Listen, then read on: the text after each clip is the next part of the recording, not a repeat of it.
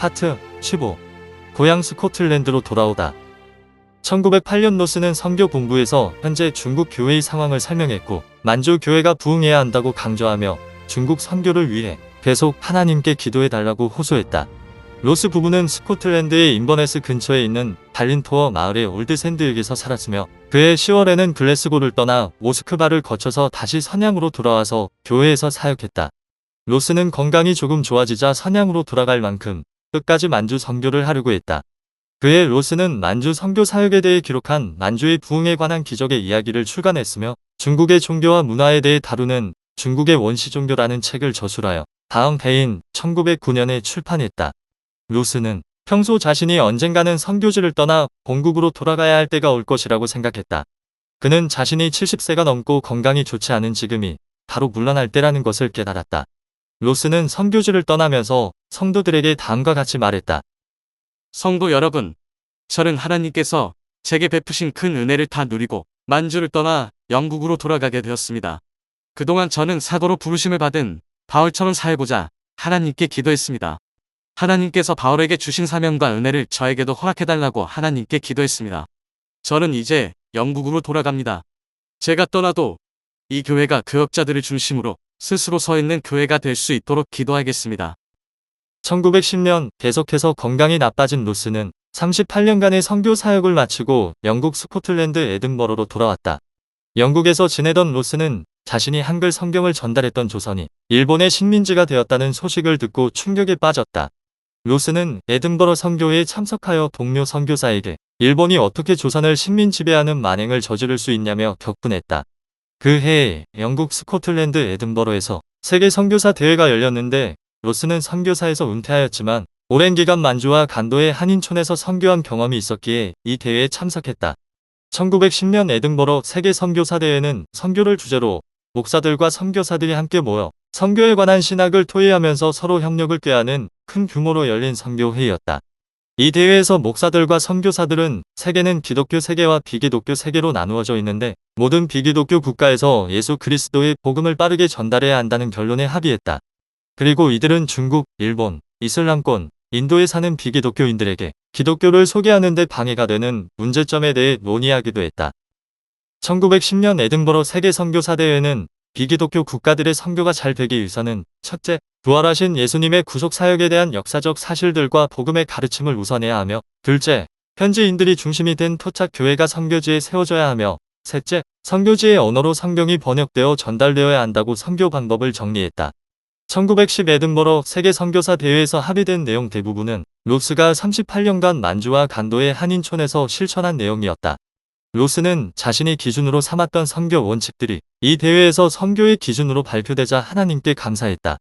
그리고 이 대회에서 목사들과 선교사들은 문서 선교가 의료 선교 못지않게 중요하고 가장 먼저 행해져야 할 일이라는 것에 대해서도 합의했다. 로스는 선교사들이 선교지에서 주요 정착지에만 거주하여 현지 개별 교회를 담당하고 있는 현지인 전도자와 설교자들을 지원해가는 방식으로 선교해야 한다고 말했다. 그는 기존의 현지 전례를 반영한 표현 방식과 전도 방법을 독려했는데, 이는 선교사들이 현지의 언어를 잘 알아야 하며 문서 선교가 중요하다는 것을 강조한 것이었다. 이러한 로스의 전략은 1910년 에든버러 세계 선교사 대회에서도 일정 부분 반영되었다. 이후 로스는 스코틀랜드의 메이필드 연합장로교회의 장로로서 사역했으며, 1913년에는 글래스고 대학교의 기독교 학생회 모임에 가서 신학생들을 지도했다. 중국 만주와 간도의 한인촌, 그리고 조선의 북부지방에서 평생 선교사로 헌신했던 로스는 이제 자신의 고향인 영국 스코틀랜드의 교회에서 장로로서 봉사하며 성도들의 신앙생활을 돕고 성도들을 위해 하나님께 기도했다. 로스는 교회의 주일학교 학생들에게 만주에서 어떻게 복음을 전했는지에 대한 이야기도 들려주었으며, 조선을 위한 성경 한글 번역 사업이 제일 기억에 남는 선교 사역이라고 말했다. 1915년 8월 7일, 로스는 74세의 나이로 하나님의 부르심을 받았다. 그리고 그는 유잉턴 묘지에 안장되었다. 선양 동광교회 성도들은 로스가 소천했다는 소식을 들은 이후에 크게 슬퍼했다. 그는 영국인들에게 중국과 한국에 가서 성경을 나눠주고 복음을 전한 훌륭한 선교사였고, 중국인에게는 만주에 많은 교회를 세운 목사였다. 그리고 조선인들에게는 직접 번역한 한글 성경을 전달해준 고마운 선교사였다. 로스의 묘지명에는 복음을 전하기 위해 헌신했던 그의 선교 사역들이 다음과 같이 기록되었다. 영국 신학 박사인 존 로스 박사는 1841년에 출생하였습니다. 존 로스 박사는 대학을 졸업한 후 하나님의 뜻에 따라 31세에 바다를 건너 선교를 위해 중국 땅에 왔습니다. 처음에 교회를 개척할 때는 환경이 매우 열악했으나 온 마음과 정성을 다하여 열심히 선교하여 결국 어려움을 극복하고 식량, 요양, 흥경뿐만 아니라 조선에도 교회를 세웠습니다. 이로 인하여 많은 사람이 예수님을 영접하게 되었습니다. 또한 고아원을 세워 수많은 고아를 양육하며 예수 그리스도를 믿는 믿음 안에서 교육했습니다. 한편으로는 성경 번역 사업과 성경 주석서 편찬 사업을 하였고 더 많은 신학 인재를 양육하기 위해 신학원을 개설하였습니다. 신학원에서는 중국인 제자 10여 명이 시험을 통하여 목사 안수를 받게 되었습니다. 존 로스 박사는 힘든 선교 생활을 마치고 70세가 되던 해에 귀국하여 휴양하면서도 사역을 계속하다가 1915년 가을 75세의 일기로 하나님 곁으로 돌아갔습니다. 박사님의 타계 소식을 들은 수많은 성도들이 매우 애통해하며 그분을 추모하고 그분의 선교 사역을 기념하기 위하여 다음과 같은 기념비를 세웠습니다. 위대한 목자이신 존 로스 박사는 인자하며 주님께 충성하여 형제들을 사랑하였습니다. 그분은 하나님의 말씀을 전파하기 위해 조국인 영국을 떠나 중국의 심양과 요양에 와서 헌신함으로 주 예수 그리스도의 복음을 선포하였습니다.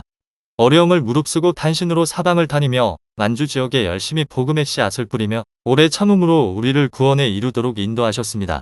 그분은 수많은 교회를 세우고 하나님의 복음을 힘써 전파하며 70세까지 선교를 하시다가 아름다운 헌신의 발자국을 중국에 남기셨습니다. 그리고 세상에서 하나님의 일을 하셨으니 지금 하늘나라에서 천국의 기쁨을 누리고 있습니다. 훌륭한 믿음을 지니셨던 그분은 후대에 아름다운 본보기를 남기셨습니다. 우리는 존 로스 박사님을 그리워하며 여기에 기념의 글을 아로새겨 성도들의 그리워하는 마음을 대신합니다. 인자하신 모습이 아직도 눈앞에 아른거리는데 떠나신 지금도 그분은 우리를 격려하고 계십니다. 비문의 글로 우리의 존경하는 마음을 대신합니다. 1916년 5월 중국 동북 삼성의 각 교회 장로들은 로스를 존경하는 마음을 가득 담아 비석을 세웠다. 크시도다 선한 목자여, 그대는 천성이 인자하시어 주 여호와 하나님께 충성하고 이웃을 사랑하였도다. 진리를 위해 몸을 바쳐 멀리 조국을 떠난 지 38년이 되었도다. 요양과 심양을 복음 전파하여 예수 그리스도의 구속 은혜를 널리 선포하니 사방에서 일제히 일어나 쫓았도다. 온갖 고난을 겪었는데 고난마다 항상 참은 이는 동관에서 오직 존 로스 선생뿐이었다. 하나님의 은혜가 우리에게까지 미침해 우리가 미개에서 구출되었다. 교회를 짓고 기독교 교리를 설교하여 하나님의 복음을 널리 전하다가 70세의 선교사직을 사함에 그 덕택이 향기를 뿜는다. 이를 다 마치고 세상을 뜨시어 지금은 천국에서 편히 쉬시니 모든 영광을 하나님께 돌릴지로다. 하늘의 즐거움을 크게 기뻐하는 이 산한 표적은 만고의 길이 남을 것이다. 존 로스 선생 문화의 여러 제자는 슬픔을 금하기 어려워서 돌에 그 뜻을 새겨놓고 보니 감회가 더욱 깊도다. 음성과 자태가 완연하고 남기신 뜻은 항상 새로움으로 에오라지 찬하는 글을 펴서 삼가 적은 정성을 바친다. 로스가 소천했다는 소식이 중국 만주와 조선에까지 전해지자 만주와 조선의 성도들은 매우 슬퍼했다. 성도들은 영국 스코틀랜드 연합장로교회가 로스를 파송하여 복음을 전해준 것에 감사했으며 특히 조선의 성도들은 그가 번역한 한글 성경 덕분에 조선 땅에도 교회가 세워질 수 있었다며 로스를 추모했다. 생전에 로스는 선교사가 가문 대대로 계속 선교지에 영원히 있을 수 없으므로 현지인 교역자를 중심으로 교회 목회가 이루어져야 한다고 주장하면서 사도 바울을 자신의 스승으로 여기며 사도 바울의 선교 사역을 만주와 조선에도 실현하려고 노력했다. 즉 사도 바울은 로스의 롤모델이었다. 그래서 그는 동료 선교사들에게 모든 선교사는 사도 바울의 후계자이며 그를 모방해야 한다고 말했다. 로스는 사도 바울이 복음이 전해지지 않은 곳을 직접 찾아가는 순회 여행을 한 것을 높이 평가했으며 사도 바울의 순회 여행이 선교사가 기본적으로 해야 할 일이라고 말했다.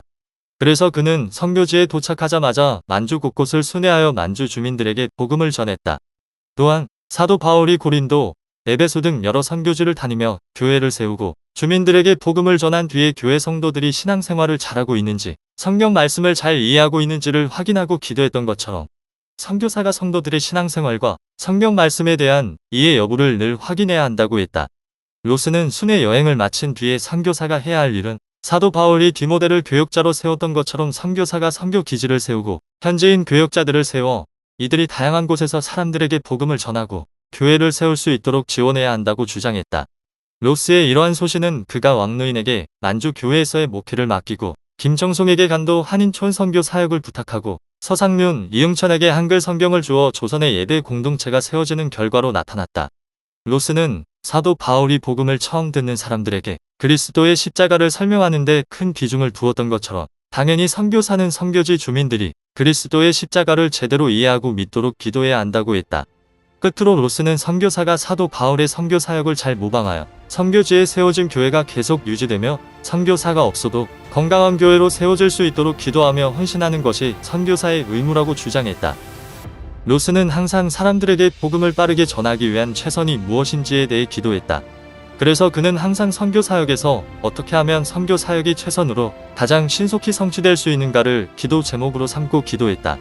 그 결과 만주와 조선 일대의 수많은 예배 공동체와 교회들이 창립되는 열매를 맺었다.